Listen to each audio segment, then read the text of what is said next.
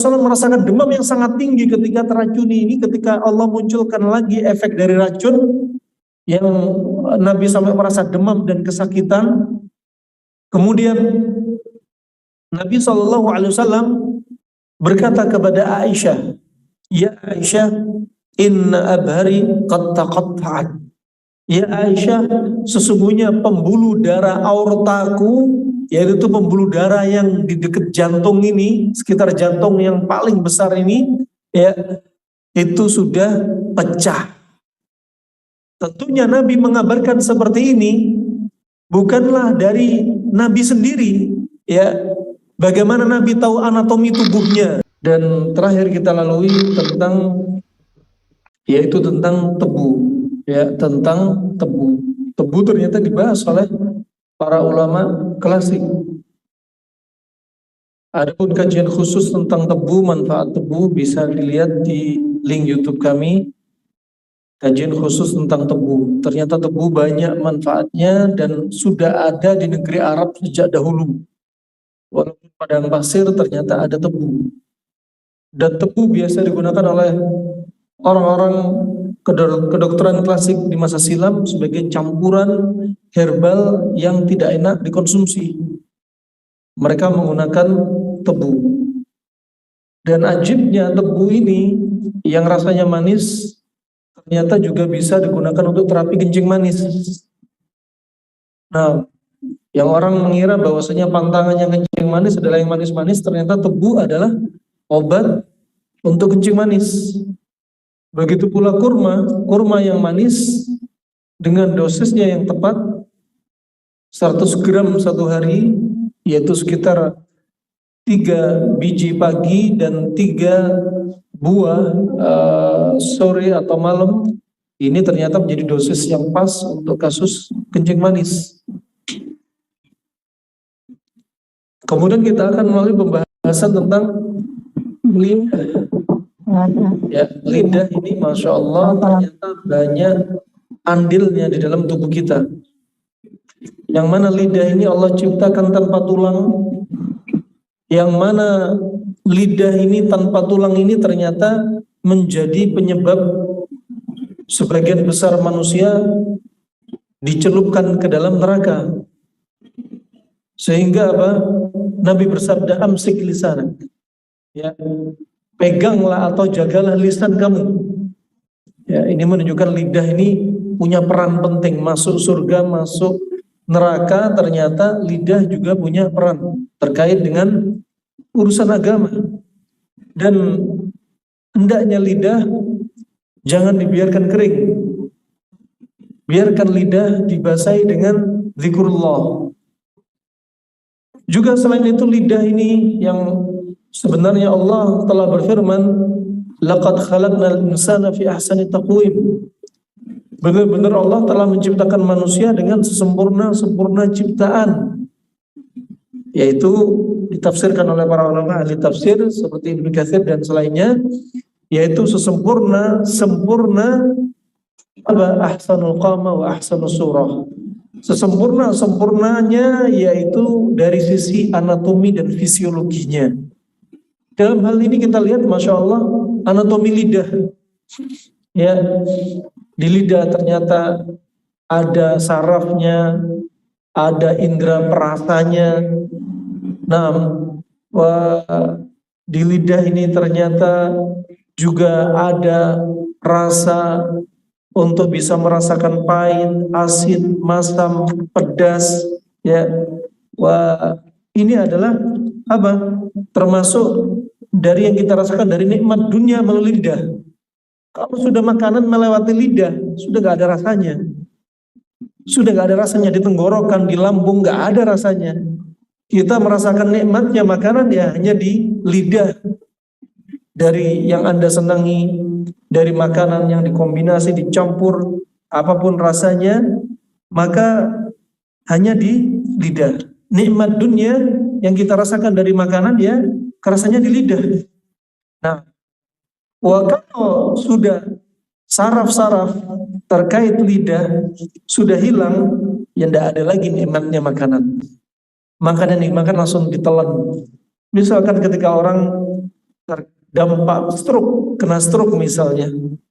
Ya, kemudian yang dikenai adalah saraf terkait dengan perasa. Maka ya sudah, dia makan gak ada rasa enak-enaknya. Ya, rasanya itu aja.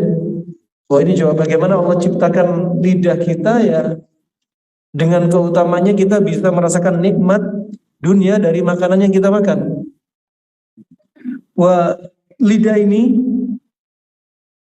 dengan anatominya juga ternyata membantu. Di antara fungsinya adalah untuk memposisikan makanan yang akan kita makan.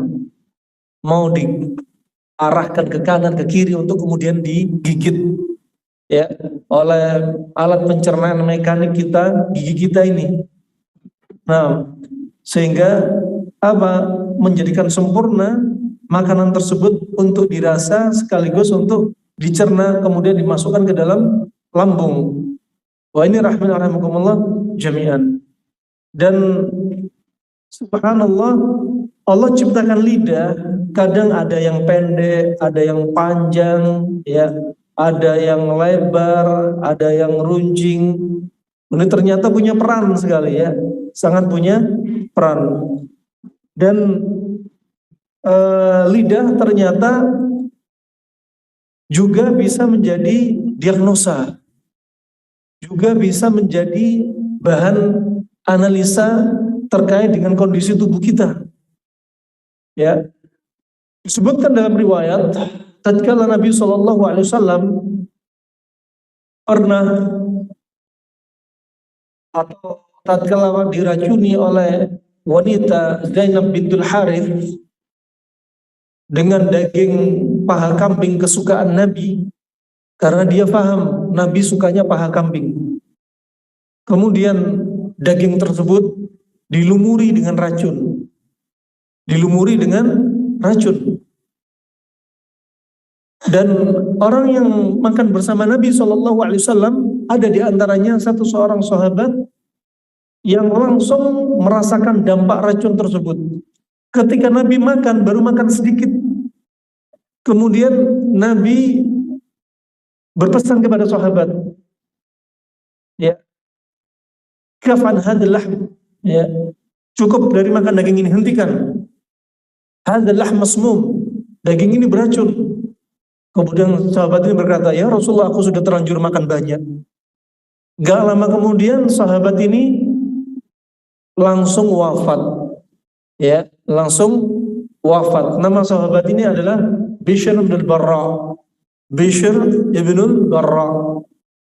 Dan adapun Nabi SAW kemudian memanggil wanita ini yang meracuni daging kambing tadi.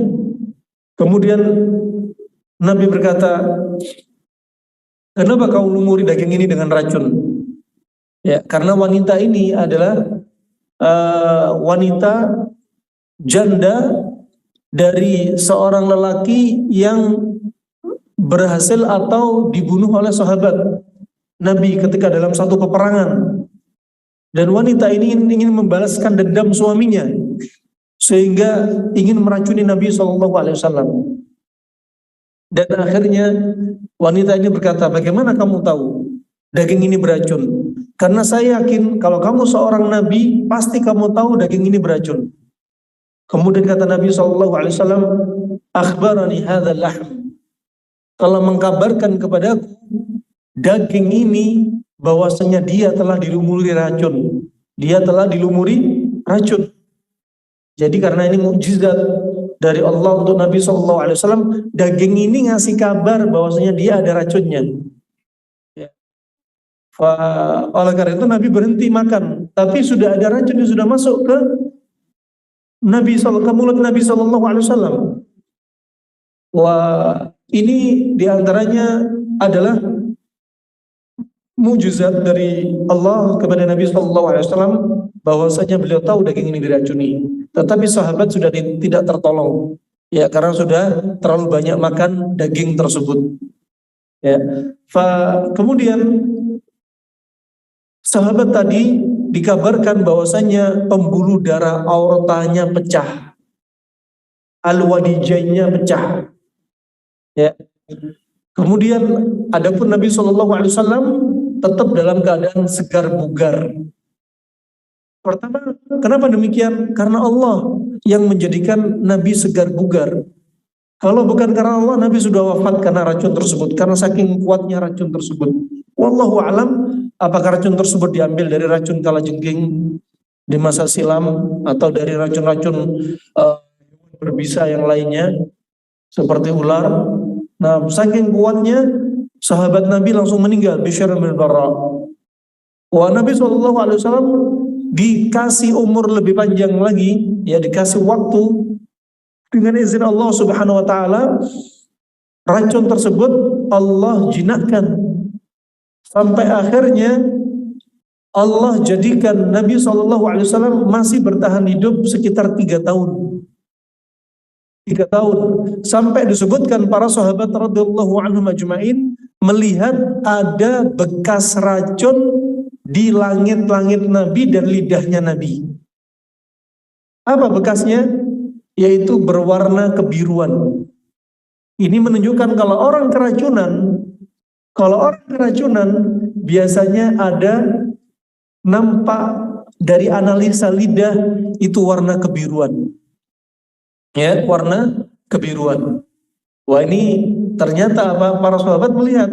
Berarti mereka sudah paham. Apalagi ada dokter atau tabib yang hidup di zaman Nabi SAW namanya Al-Harith bin Kaldah. Dia juga mahir dalam ilmu pengobatan dan dia melihat ada warna biru di dalam mulut Nabi. Ini menunjukkan kalau dalam kedokteran Cina, kalau ada lidah warna kebiruan, berarti organ di dalam tubuhnya sudah kedinginan sekali. Seperti livernya, limpanya. Nah, mereka ternyata juga menganalisa lidah. Nah, Nabi SAW akhirnya bertahan sampai 3 tahun. Sampai akhirnya Nabi SAW di akhir hayatnya di atas pangkuan Aisyah radhiyallahu anha yang Nabi SAW merasakan demam yang sangat tinggi. Allah munculkan racun itu kembali kepada tubuh Nabi SAW. Dengan demam yang sangat tinggi sampai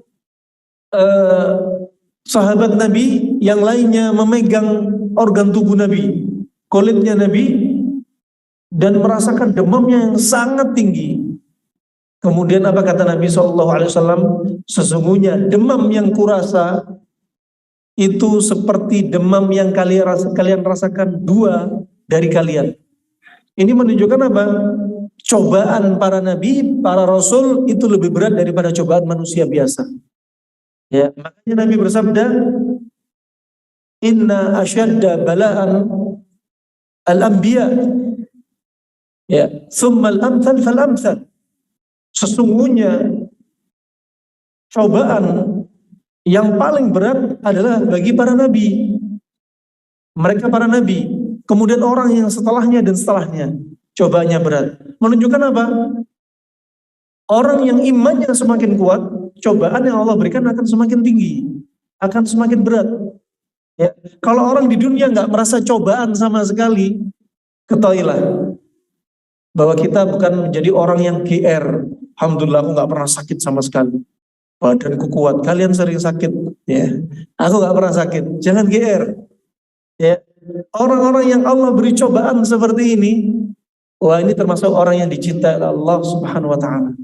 Dari cobaan kesehatan, dari cobaan harta, dari cobaan keluarganya, dari cobaan yang ada dalam jiwanya, sedihnya dia. Ini menunjukkan apa? Ini kecintaan Allah. Sebagaimana Nabi telah bersabda, "Innallaha idza habba qauman ibtalahum. Faman radiya falahu ridha. Wa man sakhita falahu sukht." Nah, Allah sesungguhnya jika mencintai suatu kaum, Allah akan beri dia cobaan. Barang siapa yang ridha, Allah akan ridha sama dia. Barang siapa yang benci dengan yang cobaan Allah berikan kepada dia, maka juga Allah benci kepada dia. Nah, juga sabda Nabi, "Inna 'idhamal jazai ma'a 'idhamil bala'i." Ya, kata Nabi apa? Sesungguhnya balasan yang besar itu ya tergantung dari besarnya cobaan. Semakin besar cobaan manusia, maka apa? Balasan dari Allah, dari balasan kebaikan semakin besar. Dan yang paling besar cobaannya adalah para nabi, dan balasannya paling besar juga balasan untuk para nabi dan para rasul. Para nabi, para rasul nggak ditanyai oleh para malaikat mungkar dan nakir, man rabbuk, nggak perlu. Nggak ditanyai, nggak ada siksa seperti siksa kubur yang dialami oleh umat muslimin, nggak ditanyai. Ya, nah ini diantaranya kekhususan. Juga diantaranya yang nggak ditanyai oleh para malaikat mungkar dan nakir, nggak disiksa di alam kubur, diantaranya orang yang meninggal malam Jumat dan hari Jumat, itu keutamaannya. Bagaimana sabda Nabi, man mata lailatul jum'ah atau yaumul jum'ah waqahu Allah min fitnatil qabr. Barang siapa yang meninggal malam Jumat atau hari Jumat, maka dia dijauhkan dari fitnah kubur. Kata Syekh Mubarak Furi dari syarah hadis Tirmidzi ini, yaitu mereka nggak ditanyai oleh malaikat mungkar dan nakir, mereka juga nggak dapat siksa kubur. Nah, Nabi SAW merasakan demam yang sangat tinggi ketika teracuni ini, ketika Allah munculkan lagi efek dari racun yang Nabi sampai merasa demam dan kesakitan. Kemudian Nabi SAW berkata kepada Aisyah, ya Aisyah, inna abhari qad taqatta'at. Ya Aisyah, sesungguhnya pembuluh darah aortaku, yaitu pembuluh darah yang di dekat jantung ini, sekitar jantung yang paling besar ini, ya, itu sudah pecah. Tentunya Nabi mengabarkan seperti ini bukanlah dari Nabi sendiri, ya. Bagaimana Nabi tahu anatomi tubuhnya? Nabi nggak belajar ilmu anatomi. Nabi menyebutkan bahwasannya sendi anak Adam ada 360 sendi. Nabi nggak belajar anatomi. Nabi nggak pernah belajar bagaimana ilmu pertulangan. Tapi apa? Ini kabar dari Allah yang merupakan wahyu, dikabarin sama Allah. Sendinya manusia itu ada 360 sendi. Ya, ilmu kedokteran masih mengira-ngira sendi manusia antara 250 sampai 350 sendi. Manusia, ilmu kedokteran sampai zaman sekarang hanya bilang sendi manusia 250, antara 250 sampai 350. Allah langsung mengajarkan kepada Nabi, langsung diketok palu, sendi manusia 360. Sudah, kita beriman. Nah, ini apa yang disampaikan Nabi SAW. Juga Nabi kalau bilang gini, abhari, pembuluh darah aortaku sudah pecah, tentunya apa? Ini kabar dari malaikat Jibril. Malaikat Jibril yang memberitahu kondisi tubuhnya Nabi seperti demikian. Nah, karena apa? Karena efek racun. Saking dahsyatnya racun sampai membuat pembuluh darah itu pecah. Ya. Kemudian kalau pembuluh darah sudah pecah, akhirnya apa? Darah nggak ngalir, nggak lancar. Juga terjadi stagnasi peredaran darah. Akhirnya organ-organ kedinginan. Nah, semua nggak berjalan dengan normal. Organ livernya juga kedinginan, limpahnya kedinginan. Wah, ini pun Allah kirim malaikat Jibril kepada Nabi SAW untuk menawarkan, yaitu dua tawaran untuk dipilih Nabi SAW. Memilih dipanjangkan umurnya atau memilih berjumpa dengan Allah Subhanahu wa taala. Nabi SAW sudah dijamin masuk surga. Nabi SAW dijauhkan dari dosa-dosa besar. Nabi SAW juga dijadikan fisiknya berapa kali lipat kuat, lebih kuat dari fisiknya sahabat radhiyallahu anhum ajmain. Ya, sampai Nabi pernah ditantang sama orang Badu namanya Rukana. Ketika Rukana diajak masuk Islam oleh Nabi, kata Rukana ini apa? Aku mau masuk Islam kalau kamu bisa kalahkan aku untuk gulat. Padahal usianya Nabi sudah apa? 54 tahun ke atas. Ya, hampir 60, ditantang gulat. Dan Rukana dijatuhkan oleh Nabi. Ya. Kemudian sampai kata Rukana, ini aku kasih kamu kambing dah. Ya. Karena dia pengembala kambing. Mau gulat lagi, mau nantang aku lagi, kata Rasulullah. Ayo, tantang balik sama Rasulullah. Dijatuhkan lagi kedua kalinya. Kemudian Rukana masih belum masuk Islam. Ini tak kasih kambing yang keduanya. Ya. Kemudian ditantang lagi sama Rasulullah. Mau nantang lagi. Ayo, sekali lagi. Dijatuhkan lagi sama Rasulullah. Sampai 3 kambing dikasihkan Rasulullah. Rukana mikir, ini nanti aku bilang ke istriku bilang apa? Kambing ke-1 ku bilang aja nanti dimakan serigala. Kambing yang kedua aku bilang aja nanti kabur. Kambing yang ketiga mau bilang apa enaknya. Ya kalau sudah dikasihkan Rasulullah. Apa kata Rasulullah? Nih ambil semua kambing kamu ya dan kamu masuk Islam. Akhirnya Rukana masuk Islam. Di sini syahidnya diantaranya Rasulullah fisiknya kuat. Ya, dan ditawarkan kepada Rasulullah 2 pilihan ini. Ditambah umurnya atau berjumpa dengan Allah Subhanahu wa taala. Wah, Rasulullah sudah dijamin masuk surga. Ya, itu pun sholat malamnya sampai kedua kakinya bengkak. Itu pun berjihad sampai gerahamnya rontok, kena panah pipinya. Ya, itu pun subhanallah Rasulullah puasa, sering puasa. Nah, itu pun Rasulullah Shallallahu Alaihi Wasallam sering berzikir. Wah, ibadahnya Rasulullah seperti demikian. Nah, lah kalau kita dikasih tawaran oleh malaikat, seandainya ada malaikat Jibril turun kepada kita, kamu mau tambah umur atau berjumpa dengan Allah? Pilihan kita apa kira-kira, Pak? Pilihan kita tambah umur, tambah istri, tambah rumah, tambah mobil, ya, tambah muda lagi, ya. Nah, wah itu pilihan kita dunia terus. Kenapa? Karena kita takut berjumpa sama Allah dengan keadaan yang kita seperti ini. Ya, sholat malam, ya, kadang iya, kadang enggak. Puasa Senin Kemis, kadang iya, kadang enggak. Itu pun puasa ngomongnya masih omongan yang banyak mengurangi pahala puasa. Ya, sholat kadang pun sholat ngelamun, nggak tahu tadi imam baca apa. Tahu-taunya Allahu Akbar, tahu-taunya udah salam. Ya. Kemudian ya Allah, zikir pagi petang masih bolong-bolong. Jumpa sama Allah masih malu kita. Ya. Jumpa sama Allah malu.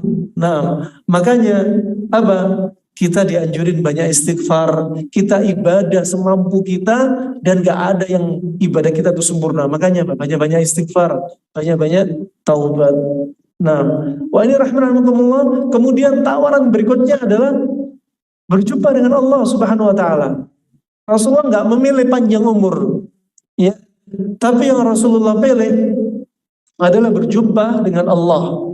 Makanya di antara doanya Nabi, Allahumma inni a'udzubika minal harami. Ya Allah, lindungilah aku dari apa? Al-haram. Bukan haram pakai ha, tapi pakai ha. Al-haram yaitu apa? Tua renta. Ya. Rasulullah nggak pengen meninggal dalam keadaan tua renta, nyusahin orang. Termasuk ciri-ciri orang salehah yang mereka itu meninggal nggak ngerepotin orang lain. Ya, naudzubillah, makanya banyak berdoa jangan sampai sebelum meninggal kena stroke. 1 tahun, 5 tahun ngerepotin anaknya, ngerepotin istrinya, ngerepotin tetangganya, ngerepotin jamaah masjid digotong ke sana kemari untuk berobat. Rasulullah meninggal dalam keadaan 63 tahun. Nah, masih seger. Nah, Abu Bakar As-Siddiq meninggal setelah Nabi dalam keadaan umurnya juga 63 tahun. Umar bin Khattab juga demikian, meninggal dalam keadaan umurnya masih 63 tahun. Ya. Dan itu pun milih-milih, kalau kita mau meninggal, pilih-pilih kuburan.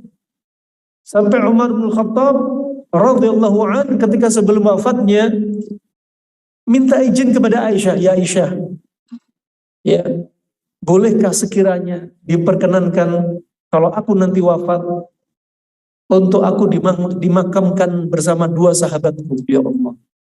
Rasulullah dan Abu Bakar dimakamkan di kamarnya Aisyah. Rasulullah dimakamkan di kamarnya Aisyah. Demikian pula Abu Bakar, bapaknya Aisyah. Yang mana 2 orang ini adalah termasuk mahramnya Aisyah. Rasulullah suaminya Aisyah, Abu Bakar bapaknya Aisyah radhiyallahu anhu. Dan Aisyah mengizinkan. Karena apa? Umar bin Khattab meninggal ditusuk, ya. perutnya sampai keluar ususnya. Ya, ketika mengimami sholat subuh. Nah, kemudian minta izin ini agar dimakamkan bersama dua sahabatnya. Dan kemudian subhanallah, Umar bin Khattab dimakamkan bersama dua sahabatnya, meninggal dalam keadaan umur mereka sama-sama 63 tahun. Mele-mele kalau meninggal, pilih sama orang soleh.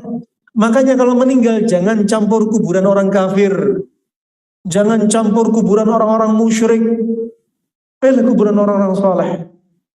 Wah subhanallah, setelah itu kata Aisyah nggak pernah lagi mengganti pakaiannya, membuka auratnya di kamarnya yang di situ ada kuburan. Sebelumnya yang biasa dia mengganti pakaian yang ada kuburan Rasulullah dan Abu Bakar bapaknya. Setelah ada kuburan Umar, Aisyah nggak pernah lagi mengganti pakaian di situ, sebab saking Aisyah menjaga dirinya. Nah, wa ini rahimahullah jami'an. Wa Rasulullah SAW meninggal sambil Rasulullah SAW ketika dipilih dengan ditawarkan dua pilihan untuk berjumpa dengan Allah atau memilih panjang umur, akhirnya Rasulullah sambil melihat ke atas, ya, sambil Rasulullah menunjuk ke atas, Ar-Rafiqul A'la, Ar-Rafiqul A'la, Ar-Rafiqul A'la. Lebih milih apa? Allah subhanahu wa ta'ala, berjumpa dengan Allah subhanahu wa ta'ala. Dan Rasulullah wafat di atas pangkuan Aisyah radhiyallahu anha. Wa ini rahimakumullah jami'an. Juga tadi didapati di antaranya kenapa Nabi SAW menyukai paha kambing, dibahas oleh para ulama yang mereka sangat ingin tahu apa yang dilakukan Nabi dari perkara agama dan perkara dunianya, diteliti oleh para ulama, ya, termasuk ulama yang mereka menekuni ilmu pengobatan. Dilihat apa yang disukai Nabi, pasti ada sesuatu nih. Nah, asal hukumnya makan dan minum, urusan dunia, asal hukumnya itu nggak ada kaitannya dengan sunnah. Ya, kebiasaan orang Arab nggak ada kaitannya dengan sunnah. Ya, seperti rambut gondrong panjang, itu kebiasaan adatnya orang Arab. Pakai surban, pakai imamah, itu kebiasaan orang Arab. Pakai jubah, itu kebiasaan orang Arab. Ya, asalnya bukanlah ibadah. Tetapi tatkala kita meniatkan, kita ingin mencontoh seperti apa yang Nabi sukai dari kebiasaannya, bisa mendapat apa? Sunnah, perkara ibadah sunnah, yaitu sunnah jibiliyah. Ya, sekali-kali rambutnya panjang sampai bau. Ya, jangan masya Allah panjang terus, jangan. Makanya sekali-kali aja ingin apa? Mengamalkan yang kadang Nabi sukai. Nah, begitu pula di antaranya sahabat yang kita sebutkan sebelumnya, ada Anas bin Malik dan Abdullah bin Umar melihat Nabi sangat suka dengan labu kuning, pumpkin, walu, ya, dimakan dengan dendeng sapi. Kemudian mereka dua sahabat ini melihat Nabi sangat suka sampai menjilati tangannya, dibersihkan tuh labu kuning, sampai kata para sahabat ini apa? Semenjak aku melihat Nabi suka, aku nggak tinggalkan lagi, nggak sisakan lagi itu labu kuning, dihabisin. Wah, Nabi nggak nyuruh mereka, nggak memerintah mereka untuk menyukai labu kuning, tapi sahabat sendiri yang ingin seperti apa yang Nabi sukai. Wah, di antaranya paha kambing ini, ya, diteliti oleh mereka bahwasanya paha kambing ini kenapa disukai Nabi?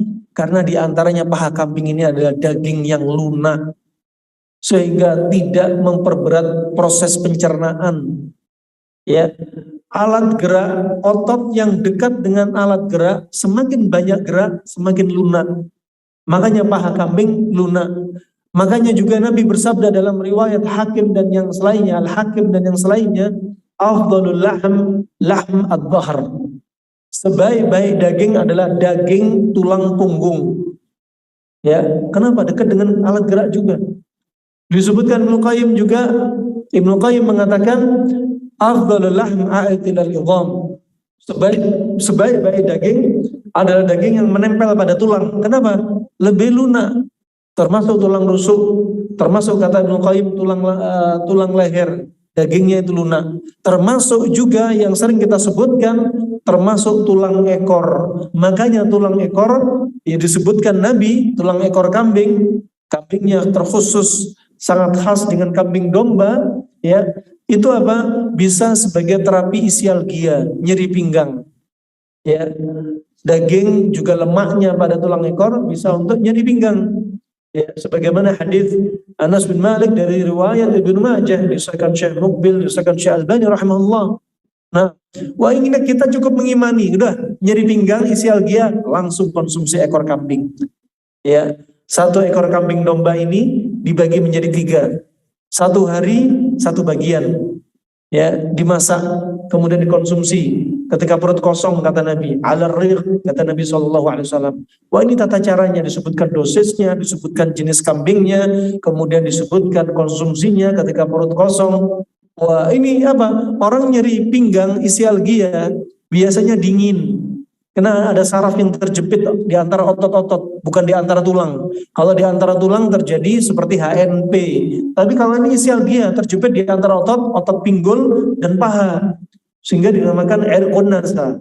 Irqun nasa, artinya saraf, nasa itu salah satu saraf yang menjulur dari pinggul sampai ujung kaki. Ya, sehingga kalau sudah kena ini dia kedinginan. Wah, ekor kambing ini sifatnya panas. Dan orang yang sudah kena isialgia biasanya sarafnya tegang, makanya dikendorin dengan ekor kambing. Masya Allah, ajib. Bahwa dokter modern juga menyebutkan ternyata dari sisi kedokteran modern diteliti ekor kambing ternyata mengandung enzim yaitu namanya prostaglandin yang ternyata untuk mengurangi nyeri dan mengurangi radang. Ini dokter modern harusnya apa? Mengimani hadis-hadis Nabi terkait tibun nabawi, diteliti, bukan ditolak. Nyeri pinggang pakai ekor kambing. Ini pengobatan macam mana lagi ini? Ya, ada Nabi kita yang ngajarin. Nah, makanya kalau sudah Nabi bersabda, sudah tinggal amalin. Tapi ada fikih tibun nabawi, fikih untuk memahami tibun nabawi ada. Nah, ini rahimahumullah jami'an. Sampai Ibnu Qayyim mengatakan dalam kitabnya Zadul Ma'ad fi Hadil Khairil Ibad jilid keempat, Tibbun Nabawi, ya, Tibbun Nabawi itu adalah yaitu adalah pengobatan yang apa? Mutayaqqanun qat'iyyun. Adalah pengobatan yang meyakinkan dan pasti. Kenapa? Karena sumbernya apa? Kabar ilahi. Kabar dari Allah ya melalui lisannya Rasulullah SAW yang Allah berfirman wa ma yantiqu 'anil hawa in huwa illa wahyu yuha. Dan Nabi nggak akan bicara dengan hawa nafsunya. Nabi bicara apa? Yang Nabi sampaikan adalah wahyu. Wah ini dalam pembahasan kita ini kita ngomongnya bahasnya tentang lidah. Lidah ternyata menjadi analisa orang-orang Arab klasik. Taunya keracunan, ya lidahnya warnanya kebiruan, ya warnanya kebiruan, ya. Adapun kedokteran Cina, mereka lebih apa? Lebih ekspor, lebih ahli dari pembahasan lidah dibanding kedokteran Arab klasik, ya. Wah, bukan berarti apa? Gak boleh kita belajar ilmu kedokteran Cina. Boleh, siapa yang ngelarang? Karena belajar ilmu kedokteran Yunani, India, Cina, tradisional Indonesia, manapun ilmu kedokteran, ilmu pengobatan klasiknya, modernnya, silahkan. Makanya Nabi ketika ditanya hukum tentang hukum perkara dunia, Nabi menjawab, antum a'lam bi umuri dunyakum. Kalian lebih paham dari urusan dunia kalian, termasuk dunia pengobatan. Kalian lebih paham, silahkan. Selama dunia pengobatan gak mengandung unsur kesyirikan, silahkan. Selama belajar ilmu sinse, silahkan. Belajar ilmu kedokteran Arab klasik, silahkan. Kedokteran Yunani, silahkan. Selama nggak ada unsur kesyirikan. Kalau sampai ada unsur kesyirikan seperti apa? Belajar ilmu panas dingin menggunakan konsep yin dan yang, sah-sah saja. Kedokteran modern menggunakan asam dan basa, sah-sah saja. Yang nggak boleh yin dan yang kalau diyakini apa? Dewa gelap, dewa terang. Wah ini sudah termasuk dalam kesyirikan. Nah, wah ilmu pengobatan luas, ya diperbolehkan oleh Nabi selama apa nggak ada unsur kesyirikan. Makanya Nabi ketika ditanya seorang lelaki Banu, Orang Badu, gerombolan orang Badu bertanya kepada Nabi, "Ya Rasulullah, hal natadawa?" Ya Rasulullah, apakah kita dianjurkan untuk berobat? Kemudian kata Rasulullah, "Ya ibadallah, tadawau." Ya ibadallah, para hamba Allah, berobatlah kalian. Di sini ada anjuran. Gimana kalau kita berobat? Berobat kepada siapa? Apakah berobat kepada semua orang? Ya, salah kalau kita berobat kepada orang awam, salah. Bukan ahlinya, salah. Makanya syair orang Arab mengatakan, al-awam kal-hawam ta'ti bit-tawam. Orang awam itu seperti ular berbisa. Kalau dia ngomong, nyemburkan racun. Anda tanya kepada orang awam, bukan ahlinya, dokter bukan, ahli herbal bukan, terapis bukan. Tanya, saya itu kena tipes, ya. Obatnya apa ya? Oh, tipes itu cocoknya itu ya. Banyak jus timun, bagus tuh tipes. Orang tipes ini udah kedinginan, sifatnya dingin, dikasih timun. Akhirnya apa? Tambah ngedrop, tambah sakit. Ya, akhirnya dia ngomong, orang awam ini ngomong apa? Menyemburkan racun berbisa sehingga apa? Anda semakin keracunan. Nah, makanya apa? Serahkan semua pada ahlinya. Ya, kalau Anda sakit datang kepada para pengobat, baik dokter modern, dokter klasik, yang jelas mereka punya keahlian yang dan sudah teruji coba. Ya, maka ini apa? Termasuk konsep, ya. Makanya Nabi SAW bilang apa? Tadawau, berobatlah kalian. Berobat ke siapa? Ya kepada ahlinya. Ahlinya dapat ilmu dari mana? Ya belajar. Seperti Al-Harith bin Kalda, dokter yang hidup di zaman Nabi SAW. Waktu itu dia belum masuk Islam. Dia belajar ilmu kedokteran ke Persia, ya, ke Persia, ya, yang mayoritas di sana sebelumnya non Muslim. Ya, belajar di sana. Kemudian kembali menjadi apa? Ke Mekah, ke Madinah juga dia ngobatin. Ya, dia ngobatin manusia. Syahidnya di sini, ya, Nabi memerintahkan untuk apa? Untuk berobat. Berobat kepada siapa? Kepada ahlinya. Tentunya ahlinya nggak akan jadi ahli kecuali melalui apa? Proses apa? Proses menuntut ilmu sebagai seorang pengobat. Nah, kalau orang ngobatin tapi nggak punya ilmu, man tatabbaba, ya, walam yu'lam min qabl fahuwa dhamin. Kalau ada apa? Orang malpraktek, ya, yang dia itu mengalami terjatuh dalam malpraktek dan dia sebelumnya nggak punya ilmu pengobatan, maka dia yang menjamin apa? Orang yang terjadi padanya malpraktek. Ya, kalau ini orang yang diobatin dia nggak pernah belajar ilmu pengobatan, kemudian tiba-tiba dia malpraktek dan orangnya tambah sakit, maka siapa penjaminnya? Ya ini orang yang nggak belajar. Nah, ini apa diantaranya anjuran Nabi untuk apa? Berobat kepada tentunya apa? Orang yang punya ilmu pengobatan. Nah, subhanallah, lidah kita ini dijadikan diantaranya oleh orang-orang Cina klasik sebagai bahan analisa atau diagnosa.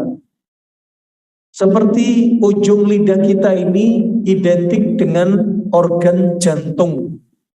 Ujung lidah kita ini identik dengan jantung. Ya, Anda kalau lihat, Anda misalkan punya istri, punya anak, lidahnya panjang, menjulur panjang. Ini biasanya orang-orang yang aktif banget. Ya, aktif banget orangnya, termasuk ngomongnya aktif, gerakannya aktif, ya. Nah, sebaliknya kalau orang lidahnya pendek, ya, biasanya lemot, ya. Ternyata pengaruh juga. Kemudian di ujung lidah ini identik dengan jantung. Makanya kalau Anda lihat, kalau ada orang punya masalah jantung, ya, atau ada sumbatan jantung, atau tiba-tiba jantung berhenti, mereka para terapis lintah biasanya meletakkan lintah di ujung lidah. Kenapa?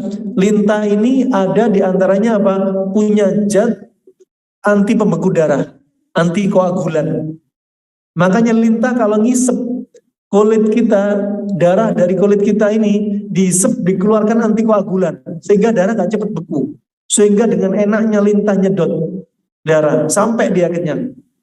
Makanya kalau sudah lepas, darah itu keluar terus, nggak cepat berhenti. Ya, kenapa? Karena masih ada antikoagulan dari lintah. Nah, ini antikoagulan dari lintah ini kalau diletakkan di ujung lidah, antikoagulannya ngalir dalam darah, termasuk apa? Biar nggak terjadi pembekuan darah, termasuk di dalam jantung. Kemudian kalau Anda lihat di ujung lidah, ada orang di ujung lidah warnanya merah banget, sangat merah, merah cerah. Ketahuilah, ini orang ini pasti punya dendam dan dia suka marah, ya, jantungnya membara. Itu di antara konsep-konsep mereka. Artinya apa? Kalau teori mujarab ya dipakai. Ini bukan teori perdukunan, tapi apa? Melalui apa? Tajrubah. Karena saking mahirnya mereka. Nah, juga setelah ujung lidah ke belakang sedikit bergeser ke belakang sedikit, itu seperti apa? Tempat titiknya organ paru-paru, ya, paru-paru, ya. Maka di situ kalau warnanya di antara dari sisi, karena yang kita lihat di antaranya apa? Di antaranya bisa kita lihat dari peta lidah ini, dari warnanya, dari bentuknya, selaputnya, dari kelembapannya perlu dilihat. Kalau ternyata di paru-paru sini, di belakang jantung, di paru-paru itu warnanya apa? Tampak putih sekali, putih banget, lembab. Biasanya ini ya terjadi banyak orang yang di zaman kita musim sekarang ini, di antaranya apa, musim pandemi COVID ini terjadi ini. Paru-parunya lembab banget. Kenapa? Karena media yang lembab sangat cocok untuk tempat tinggalnya apa? Virus, bakteri, dan jamur. Nah, jadi mereka senang banget, ya. Nah, kemudian makanya jadikan makanan Anda sebagai obat. Kalau sudah artinya sudah lembab kayak gini, ya udah obatin diri Anda, jangan ditambah kelembapan ini. Nah, kalau subhanallah, ya, jadi apa? Gak usah was-was berlebihan, ya. Misalkan ada di antara bapak ibu-ibu ada yang gak suka vaksin atau punya kencing manis darah tinggi, khawatir dengan kontraindikasinya, ya, dari vaksin, takut tambah parah, jadi gak mau vaksin, ya sudah. Nah, lihat diri Anda. Berarti jadikan makanan minuman Anda sebagai obat. Gimana caranya nih biar hilang nih? Nah, ini paru-paru, di antaranya di belakang jantung. Kemudian di belakang dari paru-paru adalah limpa. Limpa. Biasanya limpa kalau lemah juga demikian. Dia juga pucat. Menunjukkan juga ada kelembapan. Ya, kemudian juga di belakangnya masih ada lambung. Ya, di belakang limpa lambung ada limpa lagi. Dan biasanya kalau Anda dapatin tengahnya itu putih pucat, ini jadi masalah. Ya, limpanya lemah, lambungnya lemah. Ya, nggak heran antum lihat, bapak lihat, ibu-ibu lihat orang yang kena GERD, lihat lidahnya. Nah, bahwa itu rata-rata di tengah itu menunjukkan pucat semua, lemah semua. Ya, sudah dari pola makannya salah, plus apa? Kejiwaannya ngedon, stres, takut berlebihan, khawatir berlebihan, panik berlebihan, udah tambah down, limpanya lemah, livernya lemah, ginjalnya juga lemah. Makanya gak heran, ya, rata-rata orang yang terdampak COVID, kita harus teliti. Fa'tabiru ya ulil absar, fa'tabiru ya ulil albab. Siapa mereka? Orang yang takutnya super takut. Kita nggak boleh ekstrem kanan, nggak boleh ekstrem kiri di musim pandemi. Ekstrem kanan orang takutnya, banget takutnya. Justru ketika takut berlebihan akan berdampak kepada fisik kita. Apa? Imun kita ngedrop. Apa dalilnya kejiwaan berdampak kepada fisik? Banyak. Di dalam Al-Quran dalilnya surat Yusuf ayat 84. Wa biyaddat ainahu minal husni fa huwa kadhib. Ya. Kedua mata Nabi Yakub itu buta, memutih. Kenapa? Karena sedih yang berlebihan. sedih hampir 40 tahun berpisah dengan Nabi Yusuf, sehingga disebutkan Muqatil hampir yaitu sekitar 6 tahun matanya buta. Kenapa? Karena sedih. Coba fisik karena sedih, ya buta coba Nabi Yakub. Juga karena panik kenapa? Panik takut ada apa-apa dengan Nabi Yusuf, sehingga Nabi Yakub dijuluki Israel. Isr itu perjalanan malam, il itu malam. Sering Nabi Yakub berjalan malam nyari, ya Yusuf, nyari Nabi Yusuf, panik, khawatir ada apa-apa. Makanya jangan bilang orang Yahudi itu orang Israel, karena Israel adalah julukan yang diberikan kepada Nabi Yakub. Ada mengatakan Israel dari kata Isr dan Il, yaitu Isr itu abd, hamba, Il itu ilah, Allah, hambanya Allah. Ya, wah, subhanallah, Nabi Yakub buta karena sedih, panik, plus apa? Marah. Kadzim juga bisa artinya marah. Marah kenapa? Marah sama saudara-saudaranya Nabi Yusuf yang mencelakakan Nabi Yusuf. Maka sedih, panik, marah, bikin apa? Mata buta. Coba. Ajib. Berarti kejiwaan menimbulkan dampak fisik. Makanya Anda di musim pandemi gak usah takut berlebihan. Enjoy saja, move on dari rasa takut. Ya. Nah, pandemi ada, COVID ada, cuma jangan ekstrem kanan, takut berlebihan. Ke pasar pakai baju APD. Ya, ngantor pakai masker 10 lapis. Ya. Nah, divaksin paha kanan, paha kiri, lengan kanan, lengan kiri, perut, punggung semua divaksin. Ya. Di musim variannya COVID Gamma divaksin. Variannya Zeta divaksin, variannya Alpha divaksin, variannya Delta divaksin, variannya Omicron divaksin, vaksin terus. Ya. Nah, khawatir was-was berlebihan. Minum kustul hindi 1 kilo, habatus soda 1 kilo biar gak kena. Selama musim pandemi 2 tahun minum semua itu herbal. Nah, ini was-was. Jangan sampai. Ini ternyata jiwa menimbulkan dampak fisik. Maka jangan takut berlebihan. Ya, dalilnya apa lagi? Nabi ngajarin doa. Allahumma inni a'udzubika min zaujin tushayyibuni qabla al-masyib. Ya Allah, jangan jadikan, ya Allah lindungilah aku dari pasangan hidup ya yang membuatku beruban sebelum masa tuaku. Kalau bapak-bapak banyak keluar ubannya, jangan-jangan ibu-ibu yang bikin stres. Ya. Kalau ibu-ibu banyak ubannya, ini bapak yang bikin stres istrinya. Kalau suami istri ubanan sebelum tuanya, ini keluarga yang stres. Kenapa? Ternyata jiwa menimbulkan dampak fisik. Coba ubanan, itu masih ubanan, belum nanti darah tinggi, sakit, masih psikosomatik ya, belum lagi kulitnya kering, sering pipis, bergetar, tremor karena banyak masalah. Ya, ternyata apa? Jiwa menimbulkan dampak fisik. Ya, wah ini rahimakumullah jami'an, itu penting.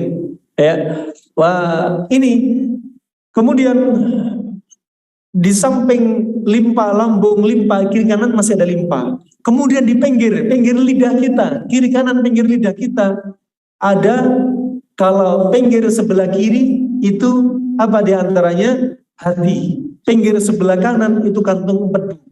Itu diagnosa mereka. Ya, kantung empedu.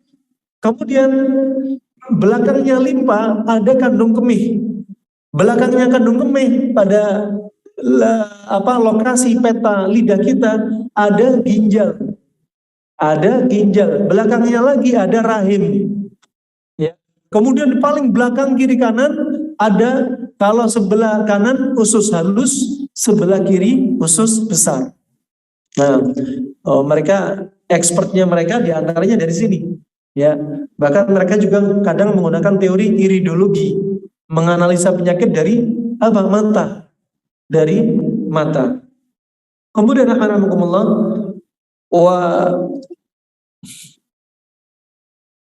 ada terkait dengan warna, seperti warna ungu, kebiruan, ya. Ini diantaranya adalah merupakan gejala, yaitu apa? Stasis dari darah. Ya, darah yang gak lancar. Sirkulasi darah ini ada gangguan. Ya, maka itu warna kebiruan. Termasuk apa? Nabi tadi warnanya ungu kebiruan. Karena setelah diracuni daging kambing yang sudah dilumuri racun tadi, sehingga apa? Terjadi apa? Stasis darah, gangguan peredaran darah. Nah, dan ada yang tersumbat, bahkan bikin apa? Pecah, ya, nggak lancar. Akhirnya apa? Pembuluh darah aortanya Nabi apa? Pecah. Kemudian juga warna ungu ini disertai kadang nyeri yang sangat tajam. Makanya Nabi merasa nyeri ketika diracuni. Nabi sangat nyeri, sakit, plus demam.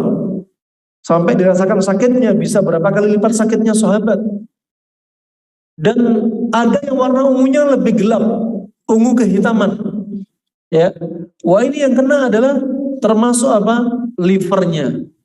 Ya, yang terkena adalah livernya. Kalau ungu tapi condong ke arah biru, ya, maka yang dialami adalah dingin internal yang parah. Bagian organ dalam itu apa? Sangat dingin sekali. Dan darahnya sudah beku. Ya, darah sudah beku. Makanya kalau Anda lihat orang yang wafat, meninggal, lihat coba lidah mereka warnanya apa? Biru kan? Ya, baru aja meninggal, baru berapa jam. Dari merah pucat langsung biru. Menunjukkan apa? Ini sudah internalnya sudah kedinginan dan sudah gak ada darah yang ngalir. Ya. Wah ini berarti bisa menjadi ibrah, bisa jadi pelajaran. Kalau ada yang warna merah pada lidah kita, ya diantaranya disebabkan apa? Panas yang banyak atau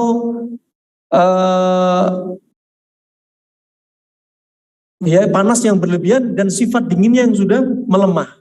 Panasnya numpuk, dinginnya mulai melemah. Ya. Kemudian kalau kita dapati seperti bergerigi, bergelombang, ya bergerigi, berduri, bergelombang, maka di ujungnya ini panas, kekurangan unsur dingin. Seperti pada tepi kadang demikian, tepi lidah kita Anda lihat, kadang ada yang bergelombang, aneh itu bergelombang, tepi lidah. Maka ini diantaranya apa? Diantaranya seperti panas berlebihan. Ya juga panas pada liver juga demikian. Panas pada empedunya juga demikian. Kemudian ada juga diantaranya warna pucat. Ya, warna pucat atau pale. Wah ini diantaranya menunjukkan apa?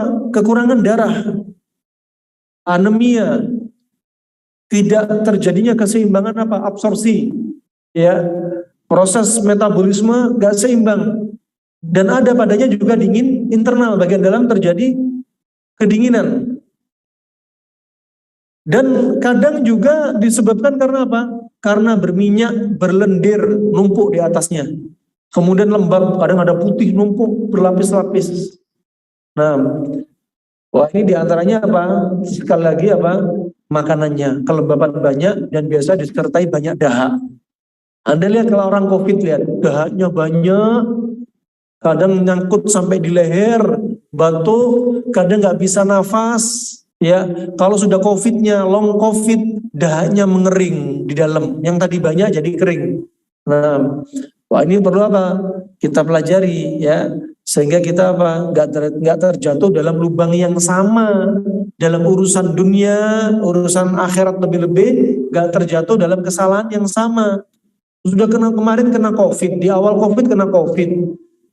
Waktu ada gamma, kena COVID varian gamma. Ada zeta, COVID kena zeta. Alpha kena alpha.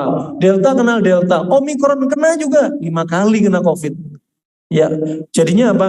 Bukan Superman, super long COVID. Kenapa? Karena tubuhnya lembab. Ini termasuk konsep, ya.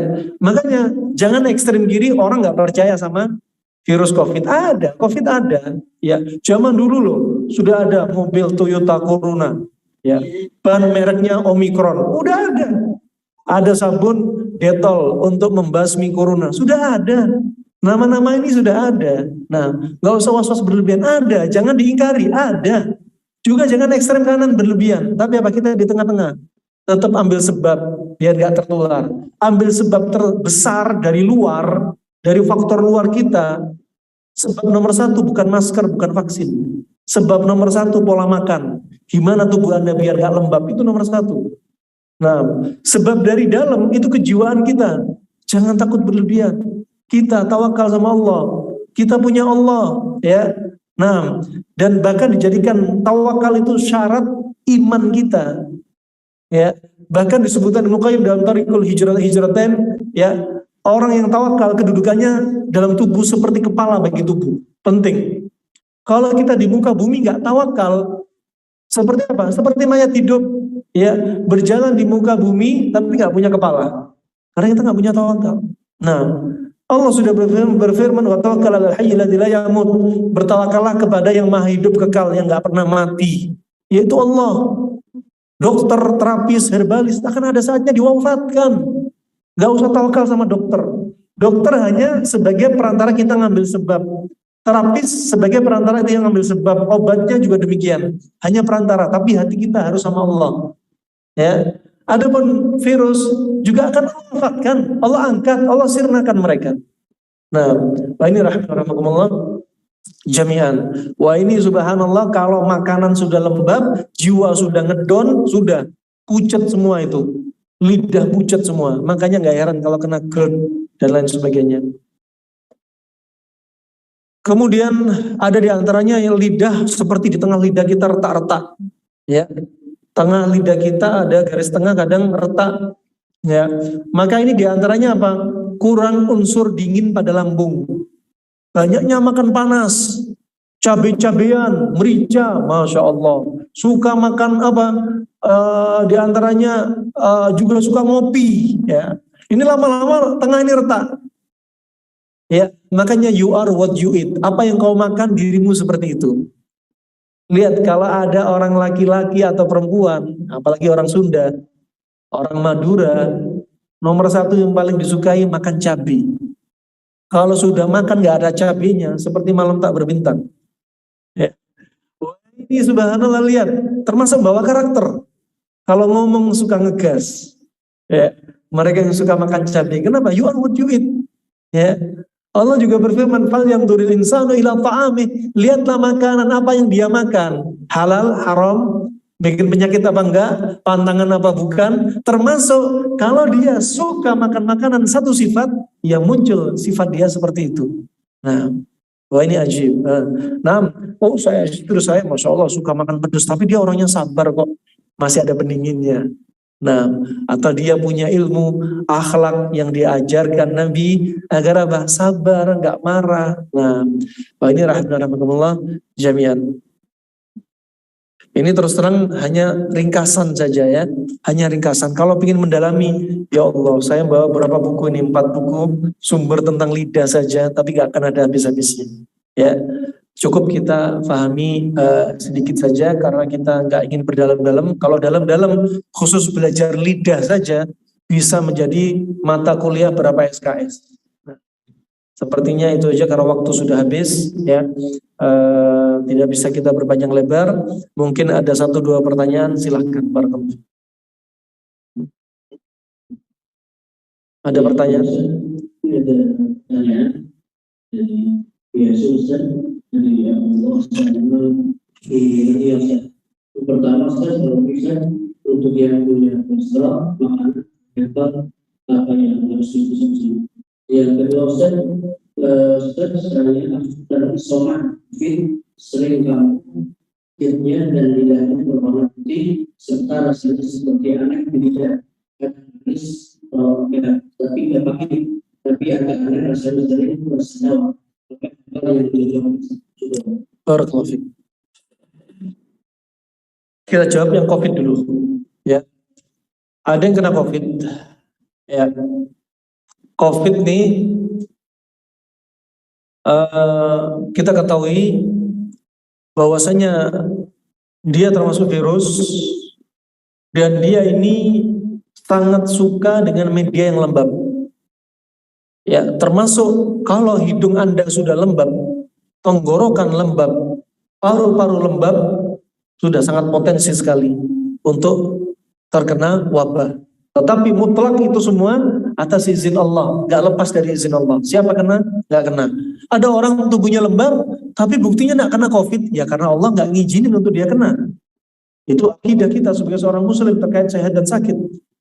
Nah, orang seperti ini, ada yang bertanya dari saudara kita, dia ini termasuk apa? Orang kena modelnya long COVID. Karena terus COVID, gejala COVID masih nempel. Kenapa? Karena lembabnya masih nempel. Walaupun divaksin, Ustaz, saya sudah divaksin 2 kali vaksin, di booster lagi. Habis itu divaksin lagi. Ya, vaksin terus. Kenapa kena terus? Ya karena Anda belum menghilangkan media yang digemari sama COVID. Ya, kalau teori kedokteran modern, kalau ada virus dikasih antivirus, ada bakteri kasih antibakteri, antibiotik, ada jamur dikasih antifungal. Ya, antivirus dikasih obatnya antivirus, ya. Itu caranya apa? Langsung dibunuh pelakunya, ya, penyebabnya. Cara kedokteran klasik bukan itu yang dibunuh, tapi medianya yang dihancurkan. Kalau medianya lembab, hancurin lembab ini, sehingga apa? Satu paket virus, jamur, bakteri nggak suka. Kalau dikasih antivirus, ternyata bakteri masih suka. Kasih antivirus, masih panuan kadas kurapan. Yang wanita masih keputihan, jamurnya masih nempel. Tapi kalau dihancurin medianya, satu paket, yang orang wanita keputihan ikut sembuh karena hilang media lembabnya. Ya, COVID-nya loh ikut sembuh. Masya Allah, headnya jadi teratur. Masya Allah, kemana-mana coba. Kenapa? Karena ini yang dibetulin adalah diantaranya keseimbangan tubuhnya. Nah, ini perlu dipahami. Kenapa ada long COVID? Ya karena Anda nggak move on dari makanan Anda. Nggak move on dari merubah tubuh Anda. Mereka, para ulama klasik menjadikan dalil diantaranya firman Allah ini hanya dalil untuk mentadaburi. Bukan dalil ini loh caranya pakai ini loh dalilnya Allah telah berfirman. Bukan. Hanya sebagai bahan tadabur untuk jadikan konsep. Di antara firman Allah apa? Tudammiru kulla syai'in bi amri rabbiha. Segala sesuatu dihancurkan dengan perkara Rabbnya. Termasuk dingin lembab dihancurkan dengan panas kering. Itu contoh. Ya. Allah berfirman, Subhanalladzi khalaqal azwaja kullaha. Maha suci Allah yang menciptakan segala sesuatu berpasang-pasangan. Ya, pasangannya dingin lembab, kasih panas kering. Kalau masih nggak move on, makan masuk semua. Makanannya ternyata apa? Ini makanan nasi terus campur sama lauk yang sifatnya panas sudah lembab numpuk, angin numpuk sudah, sendawa terus, kembung terus, ya sering pusing. Ini diantaranya menunjukkan tubuhnya ini banyak uap, banyak angin. Ya, kok sering kena flu terus ya? Walaupun saya negatif, saya ada flu, tapi bukan COVID. Iya sama, dingin lembab juga. Nah, ini rahmatullah. Berarti apa caranya? Hilangin dingin lembabnya. Hilangin dingin lembabnya itu paling penting. Kemudian apa? Di antara kejiwaan Anda, move on. Sholat ke masjid, jangan takut. Ya, orang yang sering sholat di rumah rata-rata apa? Justru apa? Kejiwaannya nggak seperti kejiwaan orang yang sering keluar. Ya, apalagi laki-laki tabiatnya fitrahnya di luar. Kalau laki-laki dilarang sama istri, disuruh di rumah terus, akhirnya wataknya kayak istri. Nah, makanya laki-laki di luar, istri di rumah. Wa qarna fi buyutikun, dan wanita itu tinggal di rumah mereka, jangan sering keluar. Laki-laki yang sering keluar. Nah, laki-laki yang sering keluar mencari nafkah, termasuk dia keluar ke masjid. Nah, ini rahimakumullah jami'an. Harus move on, ya. Termasuk GERD rata-rata kenanya apa? Psikisnya juga kena. Makanya makanan diperbaikin, faktor dari luar terbesar adalah makanan, faktor dari dalam adalah psikisnya. Itu barakallahu fiik. Insya Allah itu ya. Caranya gimana? Ya sudah, hilangin kebiasaan buruk Anda, makan makanan kombinasi satu jenis makanan. Biasakan makanan dingin dan lembab, panas dan dingin, ya, kering dengan lembab, kombinasinya. Makanan yang lunak dengan makanan yang keras digabungin, ya. Kemudian kalau tubuh Anda sudah banyak numpuk lembab, berarti kurangin kelembapan, tambah porsi yang menghilangkan kelembapan, ya. Kasih yang panas misalkan seperti itu. Wallahu a'lam bishawab. Kemudian pertanyaan yang pertama tadi, pertanyaan orang yang kena kolesterol, pola makannya kayak apa? Pertama, kolesterol termasuk penyakit yang sifatnya ekses, berlebihan. Sesuatu yang numpuk, ya, berlebihan, ya. Ini penyakitnya orang-orang di akhir zaman. Penyakitnya orang di masa silam, Penyakitnya orang masa lalu adalah penyakitnya rata-rata defisiensi, kekurangan. Ya, kurang protein, usung lampar, ya, darahnya rendah misalkan, ya. Ini diantara contohnya. Wah, penyakit di masa sekarang kelebihan nutrisi. Ya, sekarang di zaman silam ngemil itu jarang, kebiasaan orang ngemil. Sekarang, masya Allah, mulut kalau nggak gerak untuk ngemil, nggak enak. Kalau dahulu gerak untuk zikir, sekarang gerak untuk ngemil. Ada aja yang dimil, ya, ngemil. Wah, ini subhanallah akan menambah kelembapan tubuh kita. Ya, juga unsur numpuk terjadi apa? Terjadi ekses.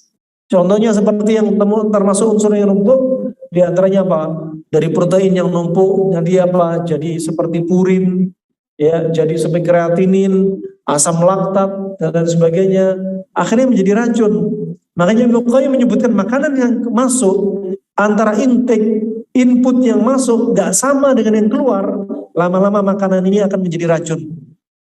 Ya, istihala ila madatis summiyah, akan berubah menjadi apa? Racun, termasuk kolesterol, asam urat, gula, semua naik. Ini menunjukkan semuanya panas. Berarti caranya apa? Kurangi apa? Pantangannya sebagai, maka pantangannya adalah makanan yang panas-panas. Pada orang kolesterol, bukan hanya lemak-lemak aja dikurangi, karena kolesterol sifatnya panas, berarti kurangi makanan yang panas. Enak, gampang sekali memahami. Kolesterol sifatnya panas, kurangi makanan panas. Seperti apa? Berarti nasi dikurangi. Untuk kolesterol, bukan berarti tetap boleh makan nasi, daging dikurangi. Enggak, nasi juga dikurangi, karena nasi juga sifatnya panas. Ya, kambing panas, ayam panas, bebek panas, nah ini dikurangi semua. Nah, banyak yang dingin-dingin. Makanya kalau pergi ke dokter, kalau ada kolesterol, minta nasihat, apa ya dok, obat yang baik untuk saya? Bapak ini aja, kalau makan banyakin aja makan ini aja, gandum aja. Ya, karena gandum itu mengandung ini dan itu. Kalau konsep panas dingin nggak usah kita belajar komposisinya, komponennya nggak usah. Gandum sifatnya dingin, kolesterol panas. Sudah. Kalau tahu konsep ini, gandum bukan hanya untuk kolesterol. Karena gandum dingin, dia bisa untuk ternyata kasus-kasus yang panas. Seperti apa? Orang dikasih gandum, ternyata bukan hanya kolesterol yang turun. Asam urat ikut turun. Gula darah ikut turun. Coba kemana-mana coba. Setelah tahu konsep panas dingin. Wah subhanallah, ada ibu-ibu yang gula darahnya sampai 600. Disuntik paginya 20 international unit. Ya, malamnya insulin disuntik 40 international unit. Setelah konsumsi rendaman gandum, ya, rutin, subhanallah, sampai sekarang nggak ada suntik-suntikan insulin. Hanya minuman rendaman gandum, masya Allah, dan normal. Kolesterolnya ikut normal, darah tingginya ikut normal. Coba. Sepertinya cukup satu pertanyaan aja Ustaz ya, karena waktu sudah, masya Allah.